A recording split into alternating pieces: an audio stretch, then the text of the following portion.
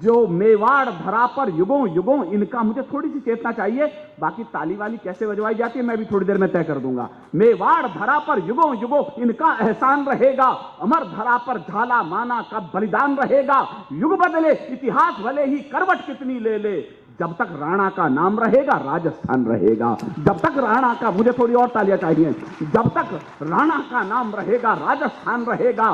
प्राण निछावर करने वाली माटी का वंदन है, चंदन सा बलिदान दिया उस मां का अभिनंदन है।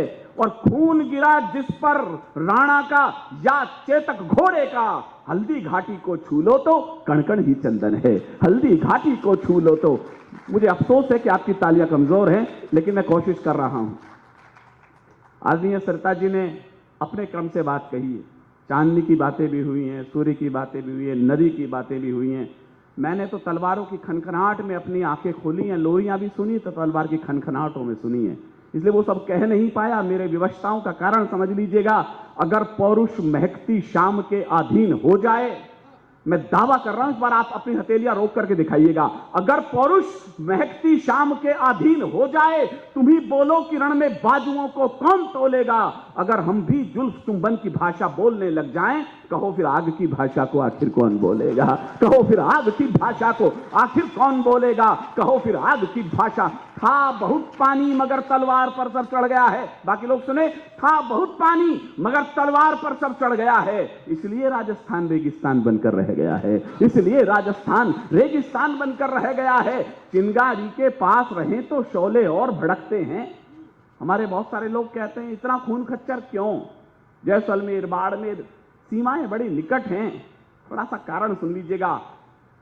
चिंगारी, मेरे पास कविता जैसा कुछ है अनिल जी, तो मैं कविता के बीज बो रहा हूं। एक वीरस में बड़ा मुश्किल है। सरिता जी जब ये भैया हमारा नारे लगवा रहा था तो उसने कहा अभी तो बहुत बाकी है।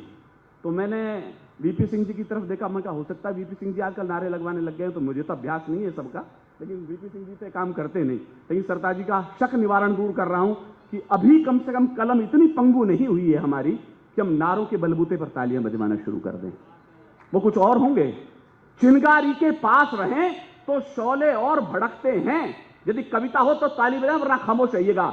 चिंगारी के पास रहें तो शोले और भड़कते हैं, कायर बैरी ललकारे तो बाजू स्वयं फड़कते हैं। और मातृभूमि का एक कण भी उड़कर उस पार नहीं जाए, इस कारण सूखी मिट्टी पर शोणित रोज छिड़कते हैं। इस कारण सूखी मिट्टी पर शोणित रोज छिड़कते हैं। ये धरती रण में दुश्मन का कोई एहसान नहीं रखती। क्या है राजस्थान, क्या है हिंदुस्तान।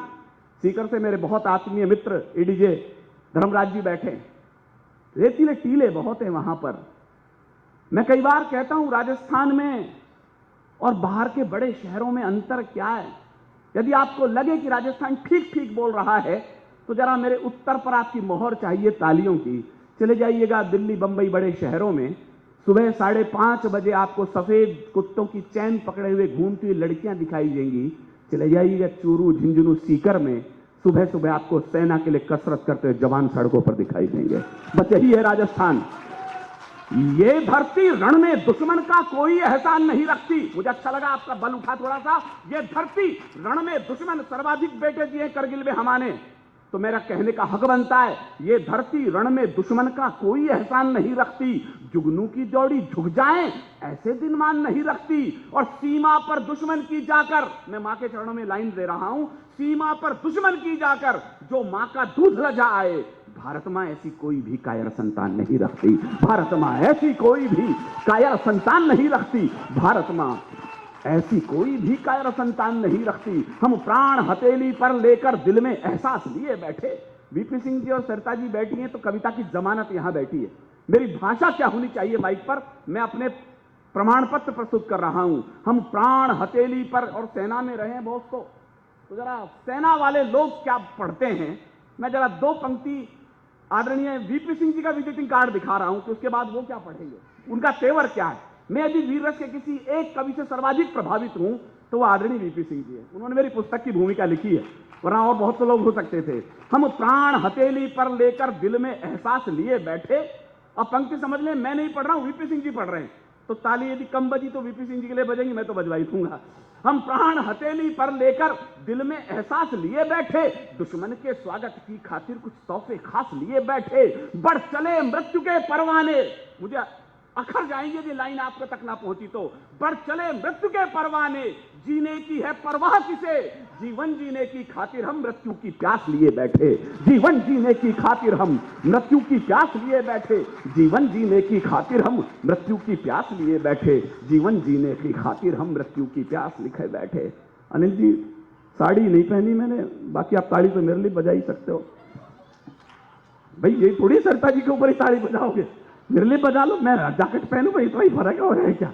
अनिल जी हमारे बड़े पुराने मित्र हैं, हास्य व्यंग्य विनोद में मैं सारी बातें इनसे कर लेता हूं, लेकिन बहुत कम लोग हैं जिन्होंने, आजकल तो मीडिया पर जिस तरह का आरोप लग रहा है आप सब लोग जानते हैं, लेकिन फर्स्ट इंडिया में सुनहरा राजस्थान के माध्यम से जिन एक दो लोगों ने, जगदीश जी हों चाहे हमारे लोढ़ा जी हों, जिन्होंने इस विरासत को बचा के रखा है, इन चिरागों को अपनी हथेलियों से बचाए रखिएगा, वरना आंधियां बहुत तेज हैं, ये चिराग बहुत देखने को नहीं मिलेंगे। एक बार इनके लिए आप तालियां बजा दीजिएगा।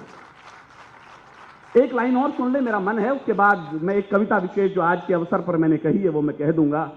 लोग कहते हैं कि सीमा रेखाएं नहीं है, सीमा, मैं राजस्थान में खड़ा हूं, जरा सीमा रेखा का अर्थ एक लाइन में कह रहा हूं मैं, और मैं अपने आप को बस एक लाइन का कवि मानता हूं।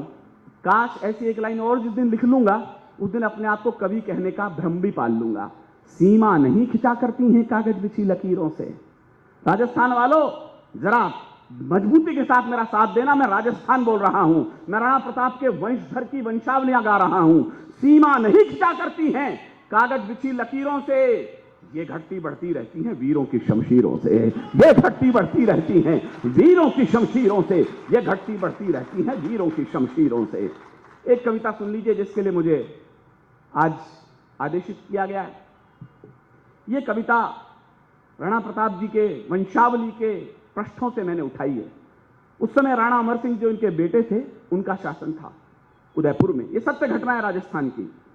मैंने थोड़ा बहुत इतिहास विश्व का भी पढ़ा है, राजस्थान का भी पढ़ा है। मुझे इससे बड़ी अद्वितीय कहानी अभी तक मिली नहीं है। सत्ताओं के लिए महेश जी चले गए, वरना मैं उनसे कहता कि राजनीति के लिए, चाहे वो राजस्थान में हो रहा है चाहे कर्नाटक में हो रहा है, बड़े युद्ध हुए हैं इस देश में, लेकिन मिट्टी के लिए बलिदान पहले कौन होगा, पहले वीरगति कौन प्राप्त करेगा, इसके लिए कोई युद्ध हुआ हो, यह अब तक के इतिहास का अकेला युद्ध है जो मैं बोलने जा रहा हूं। अमर सिंह के यहां पर चूड़ावत और शक्तावत दो सेनापति थे। चूड़ावत हमेशा आगे लगते थे, चूड़ावत जिन्हें कहा जाता है। शक्तावतों को लगा ये गौरव हमें मिलना चाहिए कि हरावल दस्ते में हम लड़े आगे। राजपूतों में हरावल दस्ते में लड़ना गौरव का विषय माना जाता है, पहले बलिदान कौन सी टुकड़ी होगी। तो वो राणा अमर सिंह के पास गए। राणा जानते थे कि चूड़ावत मानेंगे नहीं, तो उन्होंने उनके सामने एक छोटी सी शर्त रख दी कि सामने एक किला है, मुगलों ने कब्जे में है, आप दोनों अपनी अपनी टुकड़ियां लेकर के वहां जाएं, जो भी किले में पहले प्रथम प्रवेश कर जाएगा वो पहले हकदार होगा हरावल दस्ते के लिए। राणा को सपने में भी उम्मीद नहीं थी कल जो इतिहास में युद्ध होगा वो अद्भुत होगा। बस मैं कविता की भूमिका को यहीं विराम देता हूं और कविता शुरू करता हूं। बीच में कहीं भी टिप्पणी नहीं है, सिर्फ कविता है। क्या है राजस्थान, यहां से मैं शुरू करता हूं, मंच का ध्यान चाहता हूं। जहां शीश ले निज करतल पर युद्ध किया करते हैं, कहा गया है हमारे यहां पानी बहुत कम है। मैंने पूरे हिंदुस्तान में और जहां जहां विदेश में भी एक आध दो देशों में, 5 देशों में मैं गया हूं, मैंने वहां राजस्थान का एक कारण बताया कि पानी कहां चला गया। जहां आशीष ले निज करतल पर युद्ध किया करते हैं और मान के धनी प्राण धन वार दिया करते हैं, राजस्थानी धरा, मुझे हिम्मत मिले आपकी, राजस्थानी धरा शौर्य की कथा कहा करती है। पानी कम है मगर रक्त की नदी बहा करती हैं। पानी कम है मगर रक्त की नदी बहा करती हैं। पानी कम है मगर रक्त की नदी बहा करती हैं। जहां फूल सी कोमल नारी शोलों पर चलती हैं, जहां फूल सी कोमल नारी शोलों पर चलती हैं और वंश की बेल नुकीले ढालों पर पलती हैं। राणा पुत्र अमर सिंह भीम मेवाड़ वंश गौरव थे। चूड़ावत शक्तावत मानो शत्रु को रौरव थे, किंतु हरावल दस्ते में बस चूड़ावत लड़ते थे। शक्तावत यह देख देख कर मन ही मन कुड़ते थे। यह विचार उन सबको ही बालू सिंह तक ले आया, उनके सेनापति का नाम, यह विचार उन सबको ही बालू सिंह तक ले आया। उद्वेलित बालू सिंह भी झटपट राणा तक धाया। बोला श्रीमन हम भी पौरुष तलवारें रखते हैं, फिर क्यों अग्रिम दस्ते में ये चूड़ावत लड़ते हैं। सम्रांगण में प्राणोत्सव का ये क्रम रोका जाए। मैं शब्द शिल्प पर ध्यान चाहता हूं। आपका कविता लुप्त हो रही है, मैं उसमें भाषा खोज रहा हूं। शब्द शिल्प के सम्रांगण में प्राणोत्सव का ये क्रम रोका जाए, एक बार यह मौका शक्तावत को सौंपा जाए, एक बार यह मौका शक्तावत को सौंपा जाए। चिंतित राणा ने इसमें देखा भीषण अंदेशा, चूड़ावत सरदार जैत सिंह को भेजा संदेशा। जैत सिंह ने राणा का प्रस्ताव सुना, फिर बोले जैसे पृथ्वी के कंपन को शेषनाग फंडोले।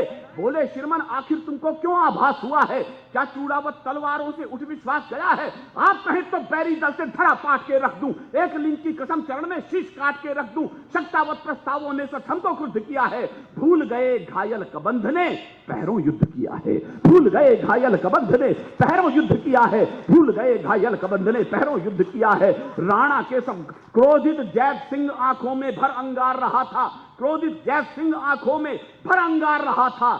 जो मणि छिनने के भय से विषधर फुफकार रहा था, जो मणि छिनने के भय से विषधर फुफकार रहा था। राणा के समझाने पर भी दोनों खड़े हुए थे, विकट हरावल दस्ते खातिर जिद पर अड़े हुए थे। आखिर राणा को ही सूझी सहसा युक्ति नवेली, जिससे वे सुलझा सकते थे उलझी हुई पहेली। उनटाला का किला मुगल सब सैनिक कब्जाए हैं, इस कारण इस धरती पर घन काले घिर आए हैं। जो भी जाकर गढ़ में पहले प्रथम प्रवेश करेगा, वही हरावल दस्ते में भी आगे सदा लड़ेगा, वही हरावल दस्ते में भी आगे सदा लड़ेगा। अब क्या था, दोनों को अग्रिम पीढ़ी का हक तय करना था। मैं फिर ध्यान चाहता हूं आपका, दोनों को पता था कि हमें तो बलिदान हो जाना है। अब क्या था, दोनों को अग्रिम पीढ़ी का हक तय करना था। लड़ना क्या था, उन्हें मौत को जाकर ही वरना था। पूरी रात युगल योद्धाओं को तलवारें भाई, और उधर चिंतित राणा को नींद नहीं थी आई। भोर हुई रणभेरी गूंजी, और मेरे रोंगटे खड़े इस समय। भोर हुई रणभेरी गूंजी और दुंदभी बोली, मेवाड़ी तू चले खेलने आज खून की होली। आज नहीं निर्णय होना था हार और शुभ जय का, आज सही अंतर होना था केवल विजय विजय का। आज सही अंतर होना था केवल विजय विजय का। मृत्यु दुल्हन की खातिर दो दूल्हे खड़े हुए थे। मेरा मन रख लेना, मैं अपने प्राण निकाल रहा हूं। मृत्यु दुल्हन की खातिर दो दूल्हे खड़े हुए थे। कौन वरेगा प्रथम, उसे इस जिद पर अड़े हुए थे। कौन वरेगा प्रथम, उसे इस जिद पर अड़े हुए थे। और इधर धरती पर अर्थी अग्रिम सजी पड़ी थी। ध्यान चाहता हूं मैं सबका। और इधर धरती पर अर्थी अग्रिम सजी पड़ी थी। पहले किसको वरूं, इसी उलझन में मृत्यु खड़ी थी। पहले किसको वरूं, इसी उलझन में मृत्यु खड़ी थी। तो भिड़ने लगे काल से खुलकर वीर सुभट अभिमानी, लगी रक्त से खप्पर भरने काली और भवानी। दोनों योद्धा एक एक कर अरिदल काट रहे थे, दोनों योद्धा दुश्मन से जो भूतल फाट रहे थे। सहसा बालू सिंह का हाथी मुख्य द्वार पर आया। मैं एक विशेष दृश्य आपके सामने खड़ा कर रहा हूं। सहसा बालू सिंह का हाथी मुख्य द्वार पर आया, भाले जैसी देख नुकीली कीलों को चकराया। बार बार टक्कर की खातिर जो आगे बढ़ता था, उतना ही वो कील भयंकर देख देख हटता था। तो बालू सिंह हाथी से कूदा, दरवाजे पर आया, खड़ा हो गया, कील पकड़कर हाथी पर चिल्लाया। कहा महावत से हाथी को सीने पर आने दो, और सभी शक्तावत वीरों को अंदर जाने दो, और सभी शक्तावत वीरों को अंदर जाने दो, और सभी शक्तावत वीरों को अंदर जाने दो। कहा महावत ने स्वामी ये कैसे अनरत कर दूं, जिसका खाया अन्न उसी के तन पर बरसी धर दूं। बालू बोला वीर व्यर्थ मत नाहक समय गवाओ, समय आ गया मातृभूमि का बढ़कर कर चुकाओ, समय आ गया मातृभूमि का बढ़कर कर चुकाओ। विवश महावत ने हाथी तब आगे बढ़ा दिया था, विवश महावत ने हाथी तब आगे बढ़ा दिया था। चूड़ावत ने भी बालू सिंह ने भी सीना कीलों पर अड़ा दिया था। हाथी ने मस्तक की टक्कर मारी जो भयंकर, दरवाजे गिर गए किले के करते शोर भयंकर। गज मस्तक को भिगो रही थी शत शोणित पिचकारी, दिव्य आरती आज मृत्यु की गज ने स्वयं उतारी, दिव्य आरती आज मृत्यु की गज ने स्वयं उतारी। हाथी शोणित की पावन गंगा में नहा चुका था, बालू सिंह भी उधर रक्त के धारे बहा चुका था। अब सीन यह है कि बालू सिंह का हाथी एंट्री ले चुका है। जैत सिंह क्या करता है, कविता का अंतिम दृश्य और कविता समाप्त होती है। उधर जैत सिंह भी रण में इतिहास नवल गढ़ता था, वो पीछे चढ़ा। उधर जैत सिंह भी रण में इतिहास नवल गढ़ता था, बना शत्रु को काल सर्प को कंगूरे चढ़ता था। जो ही वीर सीढ़ियों से चढ़ कंगूरे तक आया, गोली लगी वक्ष पर वैसा वीर धरा पर आया, गोली लगी वक्ष पर वैसा वीर धरा पर आया। सोचा अगर किले में पहले बालू कदम धरेगा, वही हरावल दस्ते में भी आगे सदा लड़ेगा। नीचे पड़ा हुआ है, कूदने वाला था वो अंदर, इतने में नीचे आ पड़ा।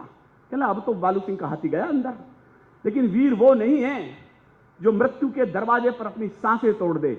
वीर वो है जो मृत्यु को देख करके उसके दरवाजे को तोड़ दे। ये सफलता है किसी वीर की। उसने क्या किया? सहसा वीर धरा पर आया, सहसा वीर धरा पर आया, सारे सपने नष्ट हो गए उसके। गोली लगी वक्ष पर, सहसा वीर धरा पर आया। सोचा अगर किले में पहले बालू कदम धरेगा, वही हरावल दस्ते में भी आगे सदा लड़ेगा। शीश कलम करके ही कोई कर्ज अदा करता है। कलम के दो अर्थ हैं, इसमें मैं आपका ध्यान चाहता हूं। शीश कलम करके ही कोई कर्ज अदा करता है, और कलम के लिए विषय वो नए नए धरता है। युद्ध देव को जब शोणित का पुण्य अर्घ चढ़ता है, तब जाकर ही सैनिक जय के पथ पर कुछ बढ़ता है। लगी तनिक ना देर उसे भीषण निर्णय लेने में। मुझे विदा कीजिएगा, मैं इससे अच्छा कह नहीं सकता और आप सुन नहीं सकते। विजय सुनिश्चित लगी उसे निशीश काट देने में, तो उन ठाला का किला जब ये घटना देख रहा था, एक वीर निशीश काट कर अंदर फेंक रहा था। एक वीर निशीश काट कर अंदर फेंक रहा था। एक वीर निशीश काट कर अंदर फेंक रहा था। तो काल ठिठक कर रुका। अंतिम लाइन मुझे विदा करें। काल ठिठक कर रुका, स्वयं ये उसको दर्शन आया था। किसको लिखूं महान, सोच में पड़े इतिहास गया था। किसको लिखूं महान।